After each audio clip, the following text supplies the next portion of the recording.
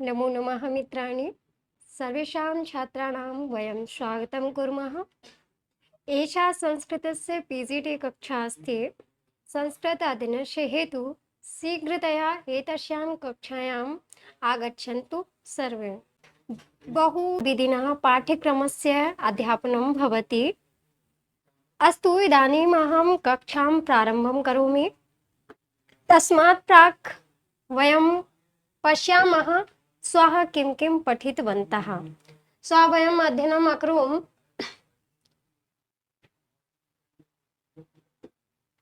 अभिज्ञानशाकुन्तलस्य अङ्कस्य नाम, प्रथम नाम किं, द्वितीय नाम किं, तृतीय नाम किम्, एतत् सर्वं वयं पठितवन्तः। प्रथम अंक का नाम था आश्रम प्रवेश, दूसरे अंक का नाम है आश्रम निवेश और तीसरे अंक का नाम है मिलन अथवा गांधर्व विवाह। चौथे अंक का नाम है विदाई, पांचवें अंक का नाम प्रत्याख्यान, छठवें अंक का नाम पश्चाताप और सातवें अंक का नाम क्या था, पुनर्मिलन।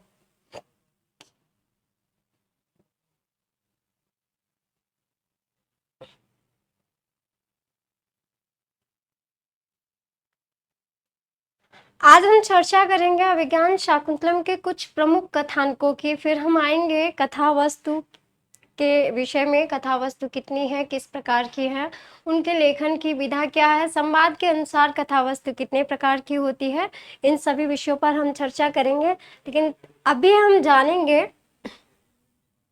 अभिज्ञान शाकुंतलम के कुछ प्रमुख पात्रों के नाम। जैसे हमने कल चर्चा की थी शकुंतला के माता पिता की।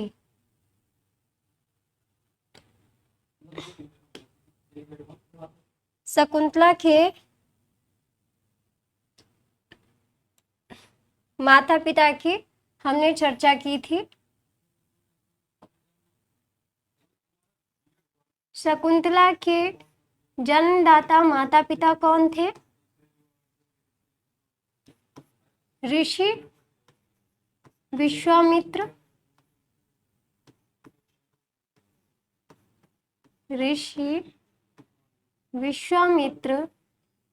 और मेनका। ये मेनका कौन थी? स्वर्ग की अप्सरा। हम कल इस पर चर्चा कर चुके हैं कि ऋषि विश्वामित्र और मेनका की संतान कौन थी? शकुंतला। ये ऋषि विश्वामित्र एक महान तपस्वी थे, लेकिन तपस्वी से पहले ये क्या थे? ये एक राजा थे और इनका वास्तविक नाम क्या था? राजा विश्वरथ।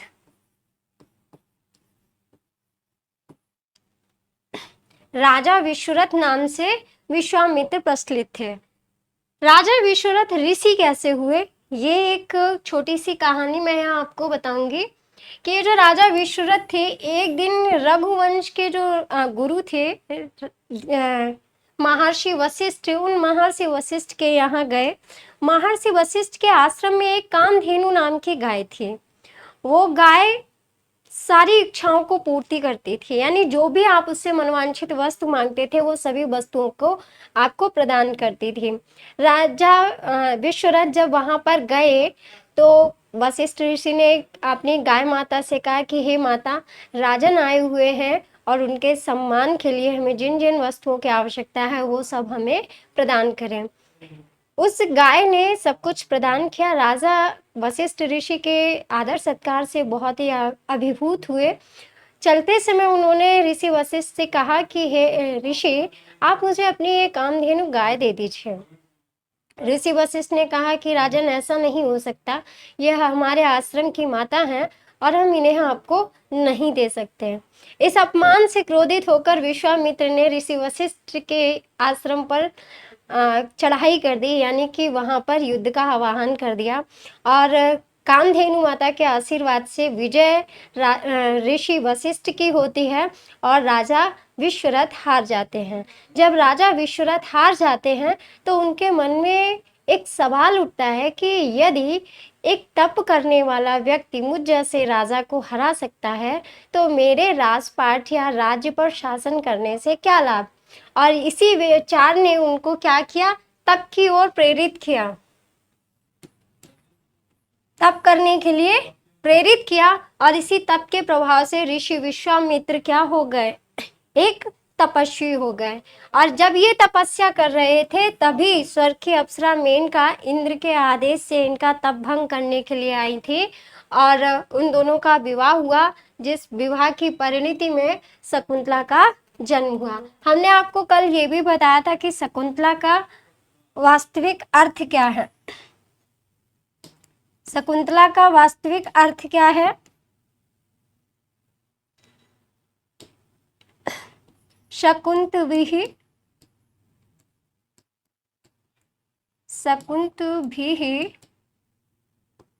पक्षिभिः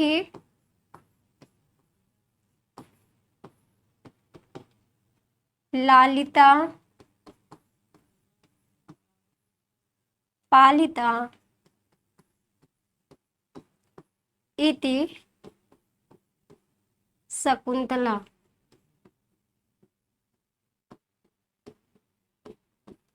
शकुन पक्षियों के द्वारा जिसका लालन पालन हुआ है वह क्या है? शकुंतला है। तो ये शकुंतला के नाम का अर्थ हो गया। अब हम जानेंगे अन्य पात्रों को कि अन्य वो कौन से पात्र हैं जिनके विषय में हम चर्चा करने वाले हैं।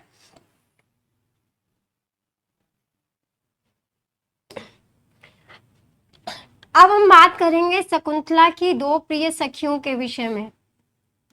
शकुंतला की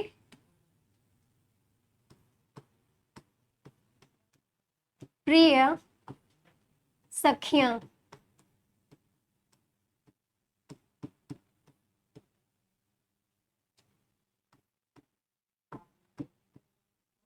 प्रियंवदा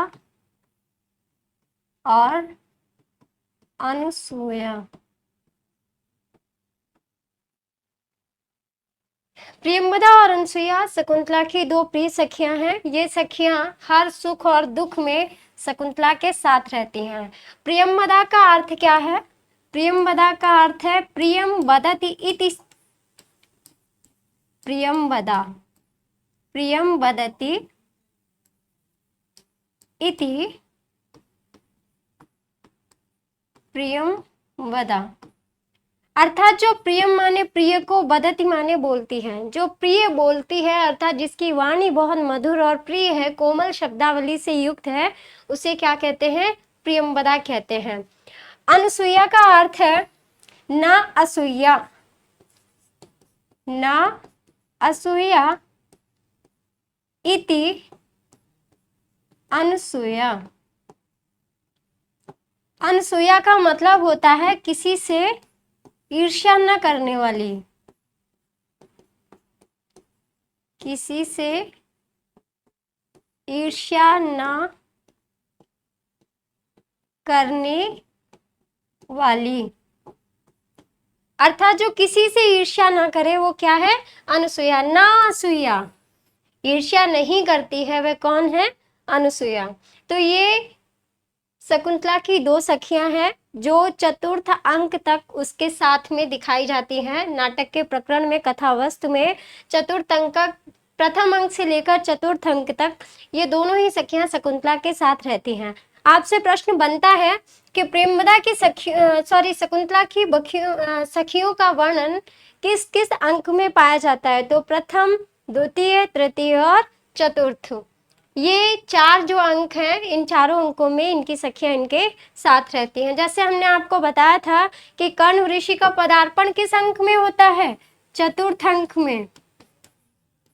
चतुर्थ अंक में कर्ण ऋषि मंच पर आते हैं।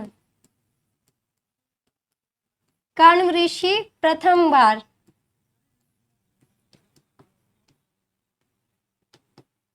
मंच पर आते हैं। अब एक चीज और है, ये बहुत इंपॉर्टेंट चीजें हैं। बीवीआईएमपी, बीवीआईएमपी का मतलब होता है वेरी वेरी इंपॉर्टेंट, ठीक है। और जब हम आईएमपी की बात करेंगे तो मोस्ट इंपॉर्टेंट, और जब हम इन सब चीजों को वेरी वेरी इंपॉर्टेंट कर देते हैं, इसका मतलब है कि यहाँ से प्रश्न बनता ही बनता है। तो चतुर्थ अंक में ऋषि कर्ण प्रथम बार मंच पर आते हैं, ध्यान रखिएगा। और जो हमारे दुर्वासा ऋषि आए हैं, ये भी प्रश्न बनता है, ये भी VVIMP है। दुर्वासा ऋषि प्रथम बार मंच पर नहीं आते हैं, ये नेपथ्य में होते हैं, ये बिना मंच पर आए नेपथ्य से यानी पर्दे के पीछे से ही, पर्दे के पीछे से साफ देते हैं। ये बहुत ही गहन प्रश्न है, आप जब कथावस्तु को पढ़ेंगे आपको मिलते हैं, लेकिन आप उन पर ध्यान नहीं देते हैं कि ये प्रश्न भी बन सकता है। तो कर्ण ऋषि चौथे अंक में प्रथम बार मंच पर आते हैं, दुर्वासा ऋषि नेपथ्य से आते हैं यानी कि पर्दे के पीछे से वो शाप देते हैं। अब चलते हैं हम आगे।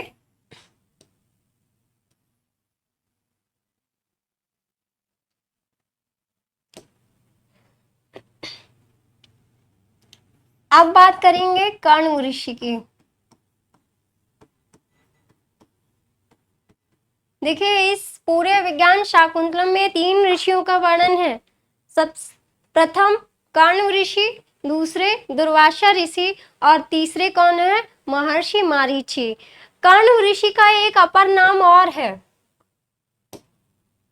कर्ण ऋषि का एक अपर नाम और है,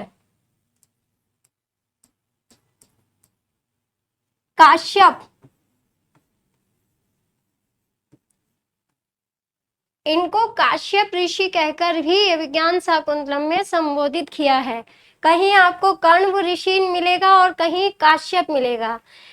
इसी के साथ एक और बहुत ज्यादा महत्वपूर्ण चीज है कि एक कश्यप ऋषि का वर्णन भी हुआ है। अब कश्यप और काश्यप में क्या अंतर है ये समझ लीजिए। काश्यप ऋषि किसे कहा गया है? महर्षि कर्ण को। और कश्यप ऋषि कहा गया है महर्षि मारीच को। वही महर्षि मारीच जो अदिति के पति यानी देवों के ये पिता हैं, और महर्षि मारीच के आश्रम में ही शकुंतला और दुष्यंत का पुनर्मिलन होता है। महर्षि मारीच का आश्रम कहाँ पर है ये भी प्रश्न बनता है। हेमकूट पर्वत, हेमकूट नाम का पर्वत है और इसी पर्वत पर इनका आश्रम है। और 7वें अंक में जब राजा दुष्यंत इंद्रलोक से वापसी करते हैं तो इसी हेमकूट पर्वत पे महर्षि ऋषि के आश्रम को देखकर कहते हैं इंद्र के सारथी मातली से कि हे मातली, श्रेष्ठ स्थानों का हमें अतिक्रमण नहीं करना चाहिए, अर्थात श्रेष्ठ व्यक्तियों का दर्शन करके ही आगे बढ़ना चाहिए। तो ये काश्यप और कश्यप में अंतर जान लीजिएगा, क्योंकि ये प्रश्न कई बार स्टूडेंट्स को घुमा देता है, फर्क ही नहीं समझ में आता है कि काश्यप कौन है और कश्यप कौन है। तो काश्यप ऋषि कर्ण है और कश्यप मारीच ऋषि है। दोनों का सिर्फ एक आकार का अंतर है काश्यप और कश्यप में। अगला प्रकरण हम लेंगे विदूषक का। ये विदूषक कौन है? ये जो विदूषक है ये आपको मिलेंगे, इनका प्रकरण आपको मिलता है 2य अंक में और फिर आपको मिलेगा 6ठ अंक में। कहाँ कहाँ मिलता है? बहुतायात इनका 2य और 6ठ अंक में पाया जाता है, यानी 6ठा अंक जो है उसमें पाया जाता है।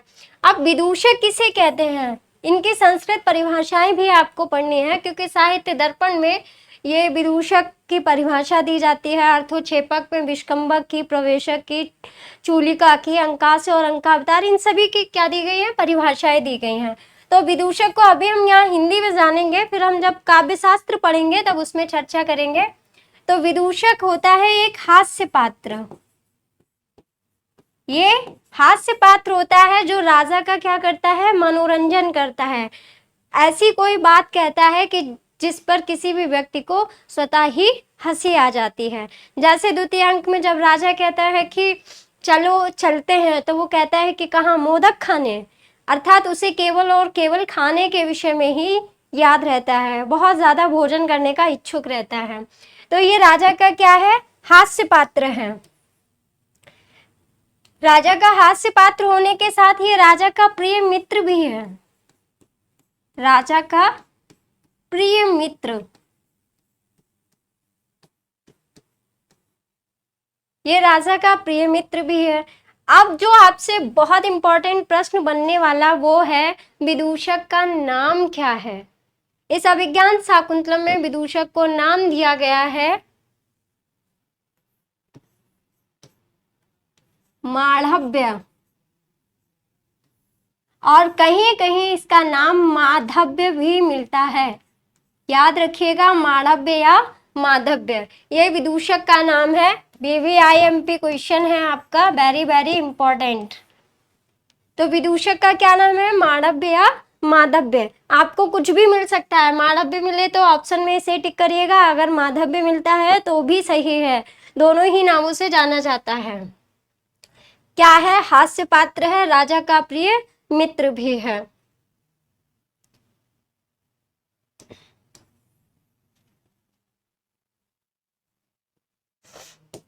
राजा की दो रानियों के विषय में भी चर्चा की गई है।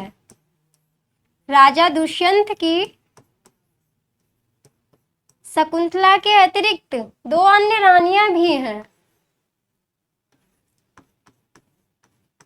शकुंतला के अतिरिक्त दो अन्य रानियां भी हैं।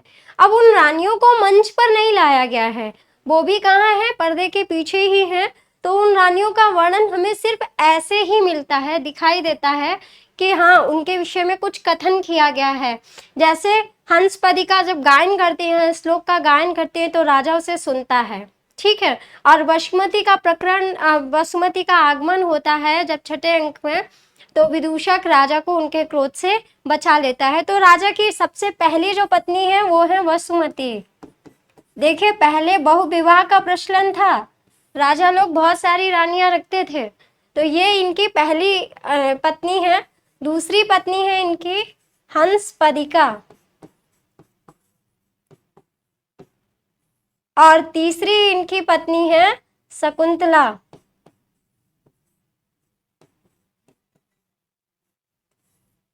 ठीक है, और वसुमती राजा की प्रिय पत्नी है, इन्हें सर्वाधिक प्रेम करते हैं। तो राजा दुष्यंत की शकुंतला के अतिरिक्त दो अन्य रानी हैं, कौन कौन सी, वसुमती और हंसपदिका, और ये तीसरी रानी है। ठीक है, क्षम्यताम, ये इकार हो गया इस पे।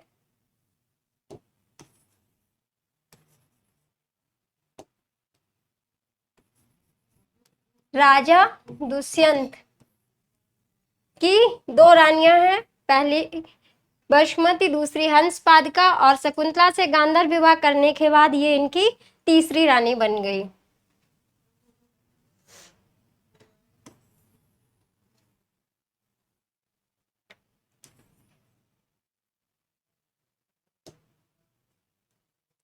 आप जानते हैं कि अभिज्ञान शाकुंतलम में जो हमारे कथा वस्तु है, उस कथा वस्तु का प्रकरण कैसे किया गया है, उसको लिखा कैसे गया है, तो उसके विषय में हम जानेंगे।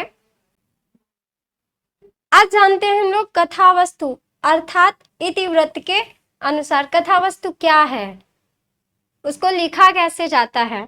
तो सबसे पहले देखिए, लिखा हुआ है कथा वस्तु, और कथा वस्तु को एक और नाम से जाना जाता है इतिवृत्त। किस नाम से जाना जाता है, इतिवृत्त। और इतिवृत्त के अनुसार अर्थात लेखन के अनुसार, जब हम किसी भी चीज को लिखते हैं तो उसके लिए हमें कोई ना कोई प्रकरण की आवश्यकता होती है, और वो प्रकरण आपका कोई प्रख्यात हो सकता है, जैसे आपने कोई कहानी सुनी हो, अथवा आपकी मानसिक कल्पना हो सकती है, अथवा ऐतिहासिक और कभी कल्पित भी हो सकता है, यानी कि आप कल्पना भी कर लें कुछ, और कुछ प्रकरण आपका ऐतिहासिक भी हो। तो ये कथा वस्तु तीन प्रकार से लिखी जाती है। तो सबसे पहले क्या होगी, प्रख्यात मतलब ऐतिहासिक। प्रख्यात का अर्थ होता है प्रसिद्ध, यानी कोई ऐसी कथा जो प्रसिद्ध हो, और वो प्रसिद्ध होगी तो जरूर इतिहास में वो जानी गई होगी, इतिहास में उसका वर्णन होगा, तो इसलिए उसको क्या कहा जाता है, ऐतिहासिक। और ऐसे कथा वस्तु कहाँ पाई जाती है, नाटक में। इस प्रकार की कथा वस्तु कहाँ पाई जाती है, नाटक में पाई जाती है।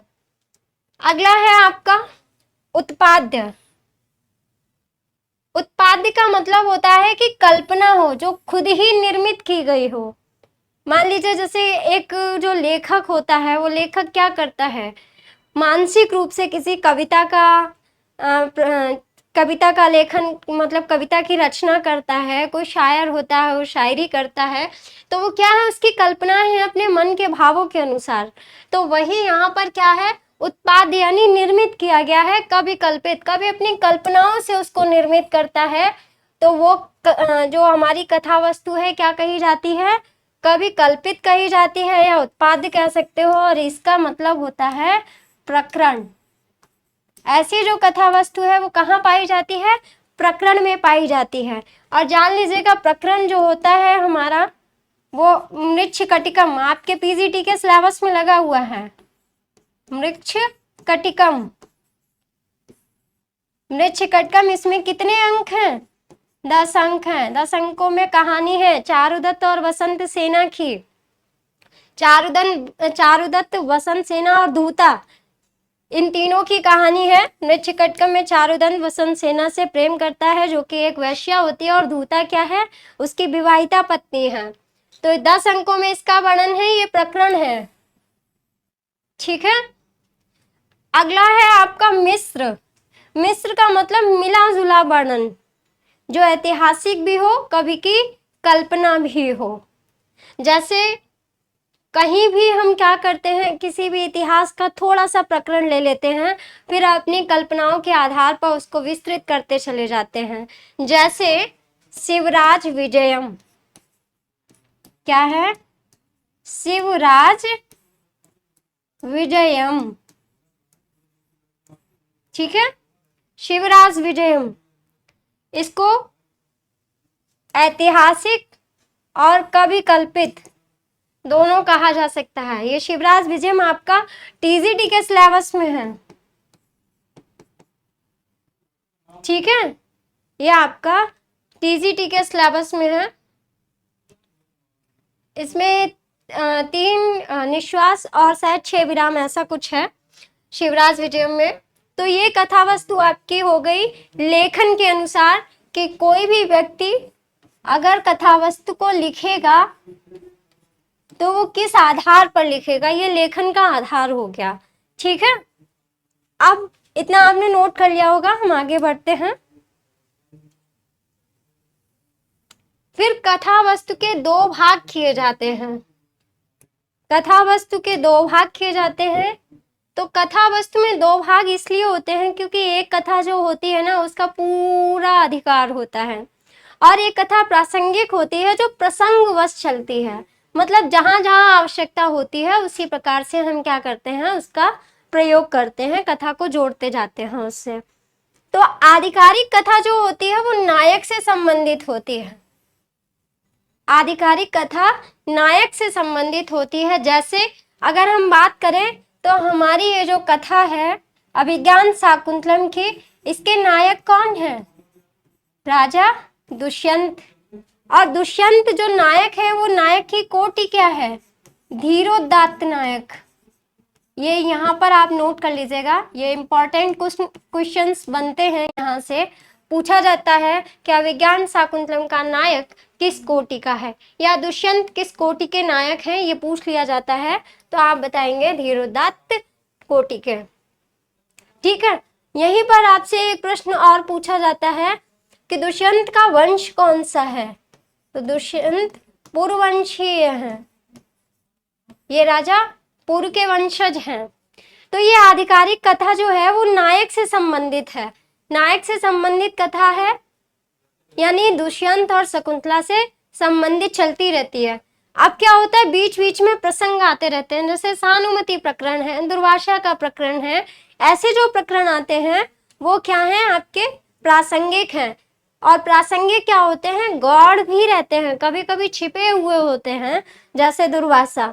मुख्य कथा का अंग बन जाते हैं, यानी ये कथा को आगे ले जाते हैं। अब इस प्रासंगिक कथा के भी दो भेद होते हैं, बहुत ध्यान से देखिएगा।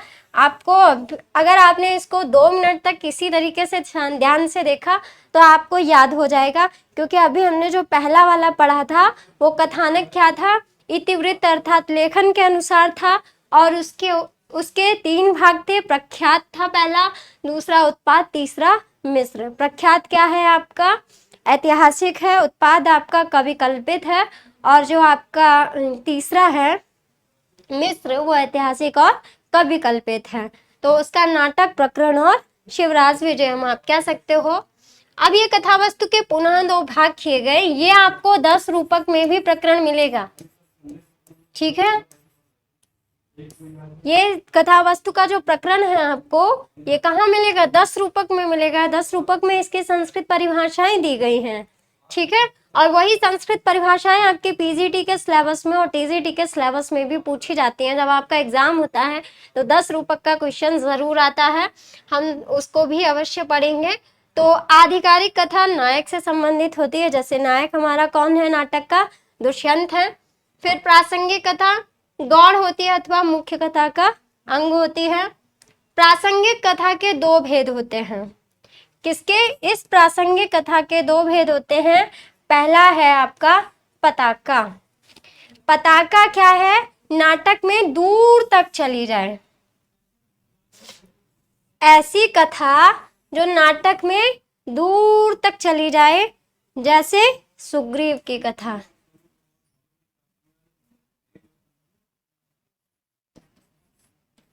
जैसे रामायण में किसकी कथा, सुग्रीव की कथा। और जो हमारी प्रक्रिया होती है वो प्रक्रिया क्या होती है, छोटे छोटे प्रसंग या कथानक होते हैं। जैसे रामायण में शबरी की कथा, शबरी की कथा, सबरी की कथा। और जो हमारे रामायण के सुग्रीव हैं उनकी जो कथा होती है वो क्या करती है, कथा को जोड़ती है, यानी आगे ले जाती है। इसीलिए हमने इसको पताका और प्रक्रिया के रूप में रखा है, क्योंकि पताका क्या करती है, पताका थोड़ा लंबी चल जाती है और जो प्रक्रिया होती है वो छोटी छोटी चलती है, यानी टुकड़ों टुकड़ों में कहीं ना कहीं उसका हम क्या करते हैं, विभाजन करते हैं। तो यहाँ पर हमने कथा वस्तु के 2 भाग देखे, पहला आधिकारिक, दूसरा प्रासंगिक। आधिकारिक नायक से संबंधित, जो आपकी प्रासंगिक है वो मुख्य कथा का अंग हो सकती है अथवा गौड़ हो सकती है। प्रासंगिक कथा के फिर हमने पुनः 2 भेद किए, वो होता है पताका और दूसरा होता है प्रक्रिया। पताका नाटक में दूर तक जाती है, जैसे सुग्रीव की कथा है ना, और जो हमारी प्रक्रिया है वो प्रक्रिया हो गई आपकी सबरी की कथा, यानी छोटे छोटे कथानक। अब बात करेंगे कथानक को संवाद के अनुसार भी बांटा गया। देखिए यहाँ पर हमने कथा वस्तु का हर एक चीज लाए हैं, इसलिए ताकि आपको ये पता रहे कि कथा वस्तु हमारी जो है वो किस प्रकार से विभाजित की गई है। यहाँ से प्रश्न बनते हैं, इसलिए बहुत जरूरी है पहले आप इसको हिंदी में समझ लें और बाद में हम इसको संस्कृत में आपको परिभाषाओं सहित बताएंगे। तो कथा वस्तु को 2 भागों में बांटा गया है। ये यहाँ पर कथा वस्तु,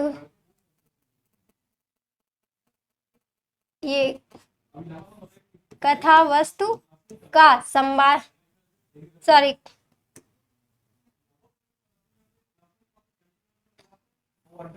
इसको काट कर हम इस वाक्य को सही करेंगे, थोड़ा सा मिसप्रिंट हो गया है। संवाद के अनुसार कथा वस्तु के भेद, ये थोड़ा सा मिसप्रिंट हो गया है, आप यहाँ से देख लीजिएगा। संवाद के अनुसार, संवाद के अनुसार कथा वस्तु के भेद। कथा वस्तु के संवाद के अनुसार कितने भेद हैं,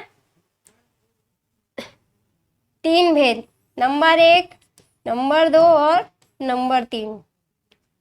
सर्वश्राव्य, पहला क्या है, सर्वश्राव्य का मतलब है जो सभी सुने, जो सब सुने। कैसे? सर्वश्राव्य अर्थात सब सुने कैसे? मैं यहाँ पर बोल रही हूँ या मैं आपको अभिज्ञान शाकुंतलम की जो कथा या जो संवाद सुना रही हूँ वो क्या है? सर्वश्राव्य है, यानी आप सभी को सुनाई दे रहा है, इसलिए ये कैसा है? सर्वश्राव्य हो गया।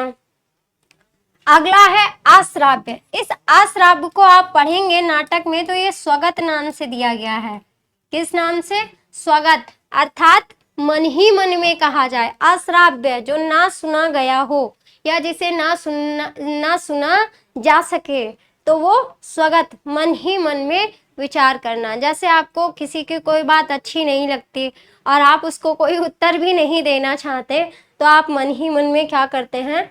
बात कहते हैं। मतलब अपनी बात को मुंह से प्रकट नहीं कर सकते कि सामने वाले को बुरा लग सकता है, तो इसलिए आप क्या करते हैं? मन ही मन अपनी बात कहते हैं। वो क्या है? स्वगत, अर्थात जिसे कोई ना सुने, जो सब सुने और जो कोई ना सुने,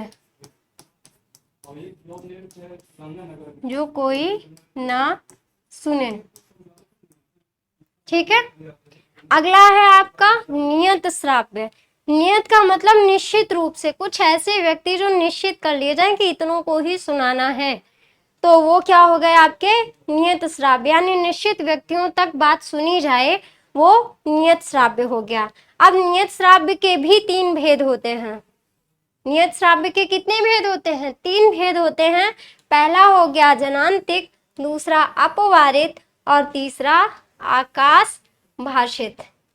जनांतिक का मतलब होता है हाथ की ओट में कहना। जब हम किसी बात को क्या करते हैं? गुप्त रूप से कहते हैं। जैसे आप 2 मित्र बैठे हुए हैं और तीसरा कोई कैंडिडेट आपको सामने से ऐसे दिख रहा है जिसे देखकर आपके मन में कोई बात आ रही है। अब आप इस डर से कि वो ना सुन ले, तो आप अपने मित्र के हाथ में कान लगा करके जो बात कहते हैं वो है जनांतिक, हाथ की ओट में कहना। अपवारित का मतलब होता है मुंह फेर कर कहना, मुंह फेर कर कहना। अर्थात जैसे आपके पीछे आपने देखा होगा, अगर आपको बचपन में याद हो, तो प्रेयर जिस समय होती थी उस समय ये अपवारित का बड़ा प्रयोग होता था। मुझे याद है बचपन में कि जब मैं भी स्कूल टाइम में होती थी, तो तब ये पता नहीं था कि ये कथा वस्तु का एक भेद हो सकता है। हम लोग स्वतः ही नैसर्गिक प्रक्रिया में अपवारित का काम करते थे। जैसे प्रेयर हो रही होती थी या कोई पीटी वगैरह हो रही होती थी, तो उस समय जो मन में कोई विचार होता था, अगर पीछे हमारा कोई दोस्त होता था तो हम उससे ऐसे पीछे मुंह करके कहते थे अपनी कोई बात, या हमारा मित्र हमसे आगे होता था तो वो हमसे अपनी बात कहता था, तो वो क्या हो गया? अपवारित, यानी मुंह फेर कर। वो अपनी गर्दन को जस्ट बैक में करता था और उसके बाद में अपनी बात कहता था, तो ये हो गया अपवारित। और बचपन में जनांती का भी बहुत प्रयोग होता है, हाथ की ओट में कहना, हाथ की ओट में कहना। कभी देखिएगा छोटे बच्चों को ये पता नहीं होता है कि वो जो बात कहने वाले हैं वो कोई सुन रहा है या नहीं सुन रहा है। वो अपनी माता के कान में अक्सर बात करेंगे तो हाथ लगाकर कान में कहते हैं, ताकि उसके अतिरिक्त, यानी उसके और उसकी माता के अतिरिक्त वो बात कोई ना सुन सके। तो वो क्या हो गया? जनांतिक। अपवारित हो गया मुंह फेर कर कहना। और आकाश भाषित, ये बड़ा ही अच्छा प्रसंग है। आकाश भाषित, आकाश भाषित का मतलब होता है जो आसमान से बातें करे। किससे? आसमान को देख कर कहे, आसमान को देखकर बातें करे। ये आपको मिलेगा मृच्छकटिकम में। मृच्छकटिकम में जो सकार है वो आसमान को देखकर बहुत सारी बातें करता है, वो आकाश भाषित का ही एक रूप है। या आप देखिएगा कभी कोई टल्ली होकर आता है, टल्ली होकर मतलब 2-4 ड्रिंक का पैक लगा कर आता है, फिर वो नशे में झूमता जाता है। उसे ये नहीं पता होता मेरे आसपास कोई है या नहीं है, बस कहते जाता है, कहते जाता है ऊपर आसमान की ओर मुख करके। तो वो क्या हो गया?